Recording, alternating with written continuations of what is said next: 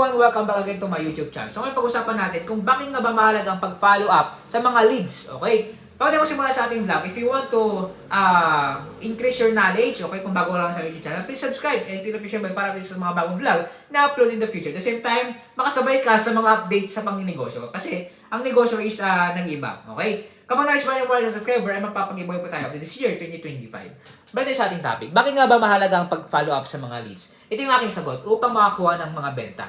Kapag puro ka follow up, tapos chat, yung iba lang email pa nga para mas madami pa silang makuha ang mga customer. Kaya kung tayo, yes, makulit tayo, pero kailangan kasi natin, okay? Para ma-follow up sila, baka gusto nilang bumili. Parang sa ako, sa insurance, ganun ako dati, kasi nag-life insurance ako dati, at financial advisor ako. So ako, kapag yung may prospect ako, binabalik-balik ko, kamusta kayo, ganito ganyan, baka meron na kayong budget dyan, kung ng insurance, ganito ganyan, ganun lang naman, okay? So sana nakatulong sa inyo, bago tayo matapos sa ating vlog, if you want to buy this book, click the Facebook picture, video, and subscription, at mag-message lang po. Salamat!